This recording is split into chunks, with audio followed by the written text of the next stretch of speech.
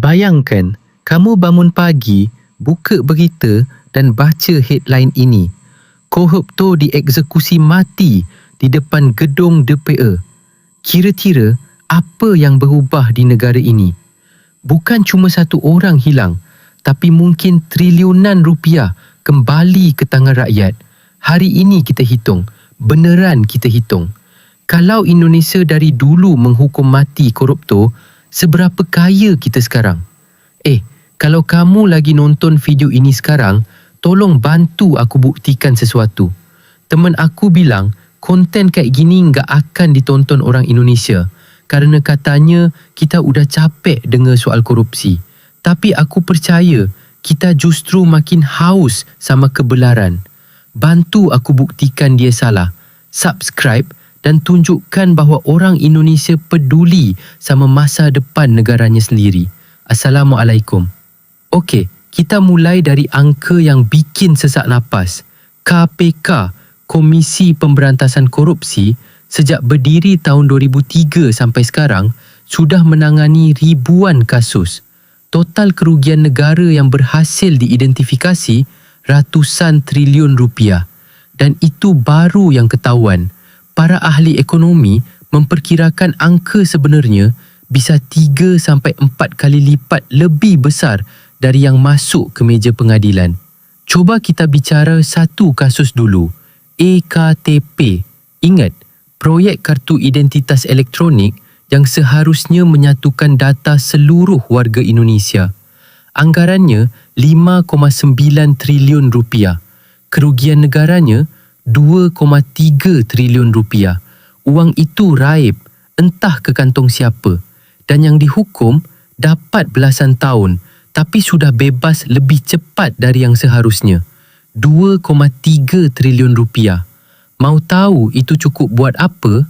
Itu cukup buat membangun lebih dari 9,000 sekolah dasar di seluruh Indonesia. Atau membiayai beasiswa untuk hampir 500,000 mahasiswa selama 4 tahun penuh. Dari satu kasus saja. Tapi ini baru pembuka. Kerana yang lebih mengejutkan ada di tengah cerita ini. Mari kita bicara tentang negara yang benar-benar melakukannya. Negara yang memilih jalan keras. China. Sejak era Xi Jinping memperketat kampanye anti korupsi mulai tahun 2012, lebih dari 1,5 juta pejabat sudah dihukum. Beberapa di antaranya dieksekusi mati. Hasilnya, dalam satu dekade, China naik dari peringkat 80 indeks persepsi korupsi Transparency International menjadi jauh lebih baik.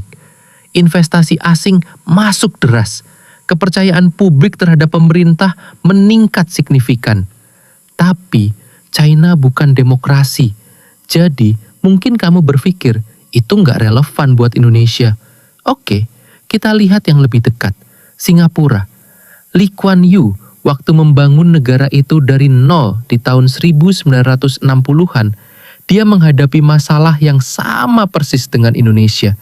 Korupsi merajalela, dari polisi, bea cukai, sampai pejabat paling atas. Solusinya bukan hukuman mati, tapi hukuman yang pasti dan berat, tanpa pengecualian. Gaji pegawai negeri dinaikkan sampai kompetitif dengan swasta. Dan siapapun yang korupsi dihukum. Titik. Hasilnya, Singapura sekarang adalah salah satu dari 5 negara paling bersih di dunia versi Transparency International. GDP per kapita mereka hampir 85.000 dolar Amerika Serikat per tahun. Bandingkan dengan Indonesia yang masih di kisaran 4.900 dolar Amerika Serikat. Nah, di sini mulai menarik. Karena kita harus jujur dulu, pertanyaannya bukan cuma soal hukuman mati. Pertanyaan yang lebih besar adalah, kenapa hukuman yang ada sekarang saja tidak membuat koruptor jera? Ini yang perlu kamu tahu. Indonesia sudah punya aturan hukuman maksimal 20 tahun penjara untuk korupsi. Bahkan seumur hidup untuk kasus tertentu. Tapi rata-rata koruptor di Indonesia menjalani hukuman efektif hanya 4-6 tahun. Belum lagi remisi, pembebasan bersyarat, dan segala macam keringanan yang seolah tersedia khusus untuk mereka yang punya uang dan koneksi. Jadi, masalahnya bukan pada beratnya hukuman di atas kertas. Masalahnya ada di eksekusi hukum itu sendiri. Tapi, mari kita tetap ikuti pertanyaan awal kita. Kalau korupsi dihukum mati, dan itu benar-benar membuat korupsi berkurang drastis, berapa kaya Indonesia sekarang? Kita butuh angka dasar dulu. Bank Dunia memperkirakan korupsi menguras sekitar 2-3% dari GDP Indonesia setiap tahunnya. GDP Indonesia tahun 2023 ada di kisaran 1,37 triliun dolar Amerika Serikat. 2% dari angka itu sekitar 27 miliar dolar Amerika Serikat. Atau kalau dirupiahkan dengan kurs 15.000, itu sekitar 405 triliun rupiah per tahun, setiap tahun. Kamu kerja keras bayar pajak, sebagian dari pajak itu bocor setiap tahun. Dalam 20 tahun terakhir, dengan asumsi konservatif, total kerugian dari korupsi bisa mencapai lebih dari 8.000 triliun rupiah. Angka ini bahkan sulit divisualisasikan. Coba kita bantu. 8.000 triliun rupiah itu setara dengan membangun seluruh jaringan jalan tol Trans Jawa dan Trans Sumatera sebanyak lebih dari 40 kali lipat.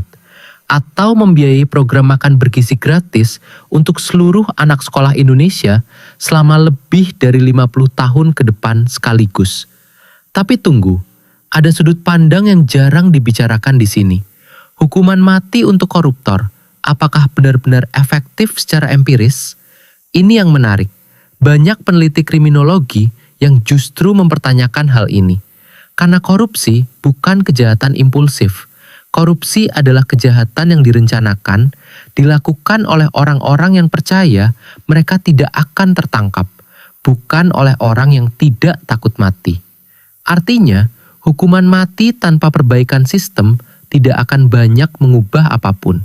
Yang lebih efektif, menurut data dari negara-negara Skandinavia seperti Denmark dan Finlandia yang konsisten di posisi teratas dunia paling bersih, adalah kombinasi 3 hal.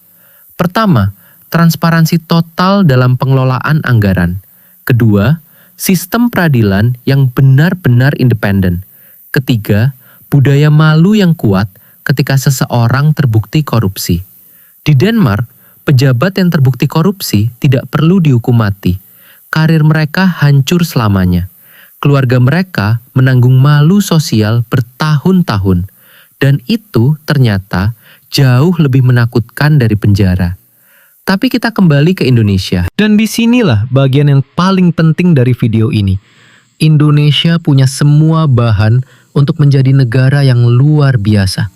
Sumber daya alam terbesar keempat di dunia.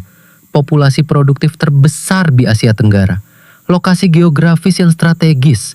Keanekaragaman budaya yang jadi kekuatan lunak tak ternilai. Tapi ada satu hal yang terus menggerogoti semua potensi itu. Dan bukan korupsinya saja yang jadi masalah. Tapi toleransi kita terhadap korupsi itu. Coba ingat, berapa kali kamu dengar kalimat ini? Ah, sudah biasa, semua pejabat begitu. Atau, yang penting bagiannya sampai ke bawah. Normalisasi inilah yang paling berbahaya. Karena selama kita menganggap korupsi sebagai bagian dari sistem, bukan pengkhianatan terhadap sistem, maka tidak ada hukuman seberat apapun yang akan mengubah budayanya. Tapi di sini ada sinyal yang menggembirakan. Generasi muda Indonesia, kamu yang lahir tahun 1995 ke atas, menunjukkan sikap anti korupsi yang jauh lebih kuat dari generasi sebelumnya. Survei dari berbagai lembaga menunjukkan bahwa toleransi terhadap suap dan gratifikasi terus menurun di kalangan anak muda. Media sosial membuat korupsi lebih mudah terekspos. Kasus-kasus yang dulu bisa ditutupi, kini viral dalam hitungan jam. Ini bukan hanya perubahan hukum, ini perubahan budaya. Dan perubahan budaya jauh lebih permanen. Kita hampir sampai di titik paling penting. Ingat di awal tadi kita bicara soal EKTP, soal 2,3 triliun yang hilang. Nah, Di sini kita tutup lingkaran itu. Kalau uang itu tidak hilang, kalau semua korupsi dalam 20 tahun terakhir tidak terjadi, bukan hanya Indonesia akan lebih kaya secara materi, tapi infrastrukturnya lebih merata. Sekolah di Papua dan NTT punya fasilitas yang layak. Rumah sakit di daerah terpencil punya alat yang memadai. Petani di Jawa Tengah tidak perlu berjuang sendiri tanpa subsidi yang seharusnya sampai ke tangan mereka. Kekayaan yang hilang bukan hanya angka di spreadsheet. Itu adalah anak-anak yang tidak bisa sekolah. Ibu yang meninggal, kakak fasilitas kesehatan yang buruk. Pemuda yang tidak punya pekerjaan karena investasi tidak datang ke daerahnya. Korupsi membunuh. Hanya saja lebih lambat dan lebih diam dari yang kita sadari. Jadi, kalau korupsi dihukum mati dan itu benar-benar membuat Indonesia bersih, bukan hanya GDP kita yang naik. Indonesia berpotensi masuk dalam jajaran ekonomi terbesar dunia jauh lebih cepat dari proyeksi saat ini. Para ekonom memperkirakan Indonesia bisa menjadi ekonomi keempat terbesar dunia pada tahun 2045. Tapi itu asumsi dengan kondisi sekarang. Bayangkan, kalau kebocoran triliunan rupiah itu berhenti total. Mungkin bukan 2045, mungkin 2035. Tapi kembali ke pertanyaan paling jujur. Apakah hukuman mati adalah jawabannya? Itu adalah keputusan yang harus diambil oleh masyarakat Indonesia secara kolektif dengan mempertimbangkan nilai kemanusiaan, efektivitas empiris, dan kondisi sistem hukum kita yang masih perlu banyak pembenahan. Yang jelas, hukuman apapun tidak akan berarti kalau sistem penegakannya masih bisa dibeli. Yang lebih mendesak dari debat hukuman mati adalah ini. Pastikan bahwa koruptor tidak bisa lagi tidur nyenyak. Bukan karena takut mati, tapi karena tahu mereka pasti tertangkap, pasti dihukum, dan nama mereka akan tercatat dalam sejarah sebagai pengkhianat rakyat. Itu dimulai bukan di pengadilan. Itu dimulai dari kita, dari cara kita memilih pemimpin, dari cara kita menolak amplop di hari pencoblosan, dari cara kita tidak mentoleransi lagi kata-kata sudah biasa. Indonesia bukan negara miskin. Indonesia adalah negara yang kekayaannya selama ini salah tempat. Kalau video ini membuat kamu berpikir lebih dalam soal masa depan negara ini, bantu sebarkan. Bukan karena aku minta, tapi karena cerita ini perlu didengar lebih banyak orang Indonesia. Subscribe, tinggalkan komentar pendapatmu soal hukuman koruptor di Indonesia, dan sampai jumpa di video berikutnya. Karena masih banyak yang perlu kita bicara.